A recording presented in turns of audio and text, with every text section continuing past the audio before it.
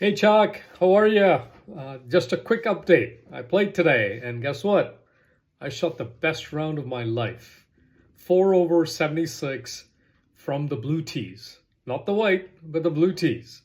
Man, it was such a blast. I'm telling you. When we started this journey, you had predicted this, that I'm gonna have a ton of fun, and that's exactly what this is turning out to be. So much fun playing the game we love, I have to tell you. So a couple of highlights, okay? The biggest highlight was the ball striking. It is unbelievable, night and day from what I used to do and how I used to feel.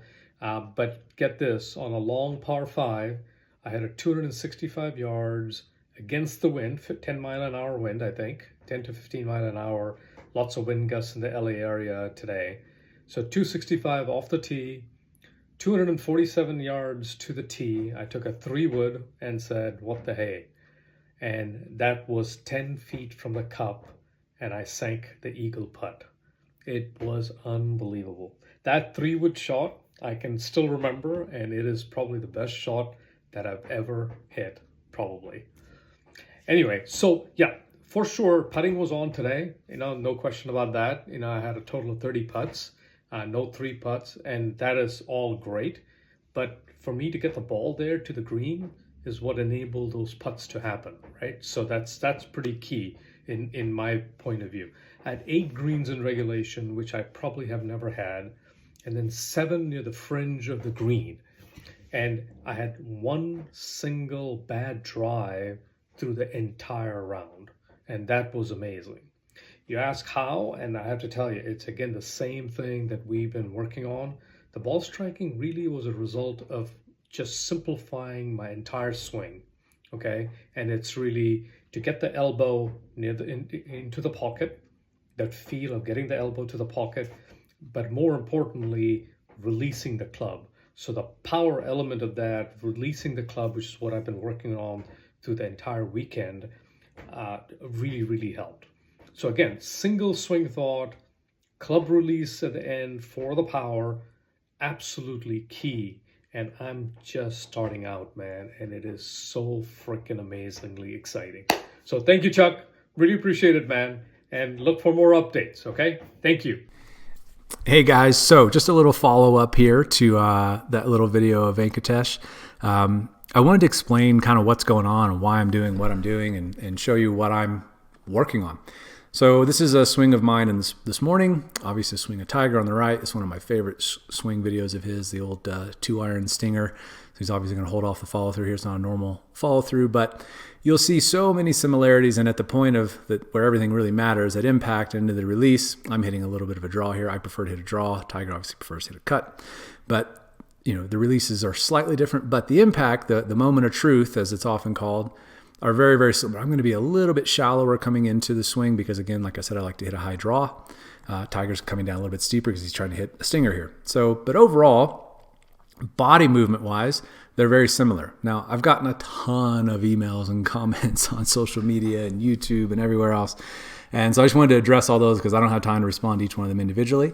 But the reason for doing all of this stuff, as I said in the first videos, I've always just believed Tiger's swing is simpler than everybody else's. That's the bottom line. Tiger didn't learn how to swing like this at 2 years old by grouping together 50,000 different mechanical positions, like the way most golfers are trying to learn the swing. I believe, and I could be totally wrong, that it's a simple, overarching movement pattern that's driving this entire swing, and it's way easier than what everybody thinks. Now, I could be totally wrong. If you look at the Anglo-Saxon root word of belief, leaf means to wish or to hope. So by saying I believe something doesn't make it true, right? So for those of you who've been critical of my experimentation and exploration of different ideas, I totally understand, but you don't have to play along. Simply try doing whatever you want to do that works for you and your swing. But I did this for one simple reason and one simple reason only. When I met Pedro was hitting it 220 yards off the tee. And I said, hey, man, let's see. He's never broken 80, but he said he was really close several times when it gets hot. Like, I'm sure you guys can relate to that. You kind of get on a roll and like, okay, today's going to be the day. And then something trips you up and your ball striking leaves you or something else kind of falls apart. You hit that kind of banana ball that kills your round or whatever it is. And I said, okay, what would it take to get him to break 80? Really, really fast. Like, what would be the fastest way to take somebody who's shooting in the 80s and 90s and really, truly get them to be a better golfer? And the bottom line for me, the first thought that came to my mind is I need to get this guy power. You can't powder puff it off the tee 220 yards. That's like a 6-iron or 5-iron for me. So when you're out there playing, from back tees at your local club and your driver's going 220, 230, maybe 240 yards, you're getting annihilated.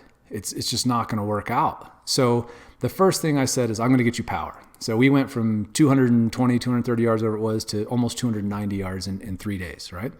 And then we did the same thing with Venkatesh.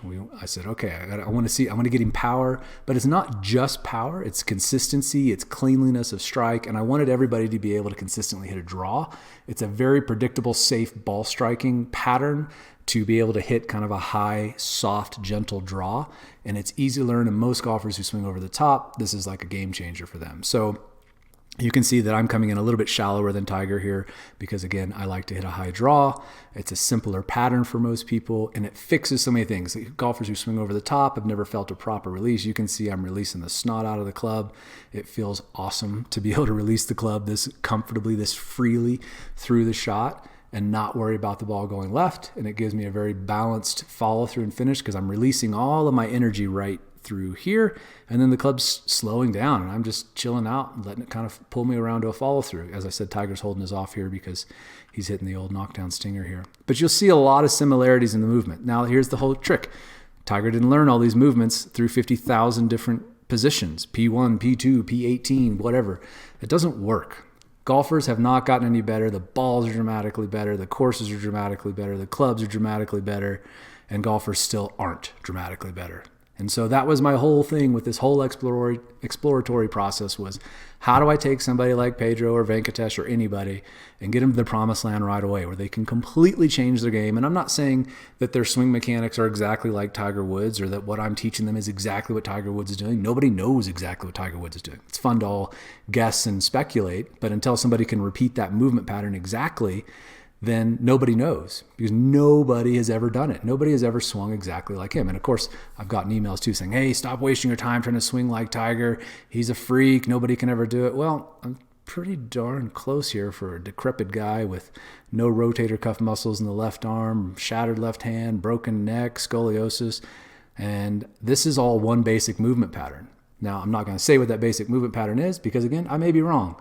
And you guys will jump on this and say, oh, Chuck said to do this. Oh, I'm experimenting using myself because that's the only way I believe that anybody can learn.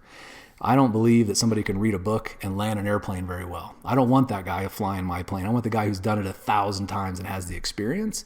That's how you learn. So for me, I learn through experimentation with myself, with my own body. Then I feel it. Then I know how to teach it. I understand it. If I can do it, I can teach it to somebody else.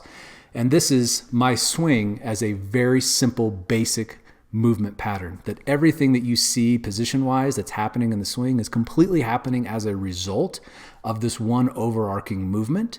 And that's it. I'm not trying to, maintain my tush line. I'm not trying to turn my hips. I'm not trying to, get all my weight all the way over. All of these things are happening naturally as a result of this movement. So that's why I'm doing all this stuff, because I truly believe that golf needs to change. Golf instruction needs to change. If you go on YouTube today, you're going to find 50,000 different ways to do anything on the golf swing. And I'm not saying they're wrong, right, or indifferent. What I'm saying is, what's the fastest way to get somebody to be able to play better golf? Not everybody wants to have a perfect swing and wants to put the time into it. And we don't even know what the hell a perfect swing is. Everybody's going to disagree on that. What I want to see is how fast can I get somebody to do what Venkatesh did, to go out and shoot in the 70s consistently and hit the ball like he never has before. And this is my process, if you will.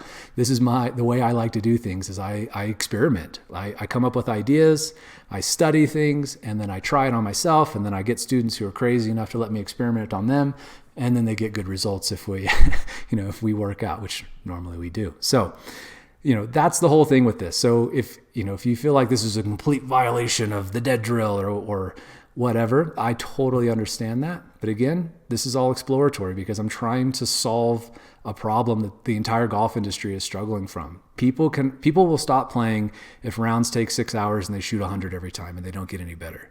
Golf courses are already closing. The pace of play is abysmal. I don't even play golf anymore. I'd much rather go out and ride my dirt bike and sit in the hot sun for 6 hours watching guys slap it all over the place. So this is partly for fixing speed of pace of play, but it's really just about making golf fun again. This is not fun watching guys slap it all over the place. I know you're not having fun hitting it a drive 190 yards, 220 yards.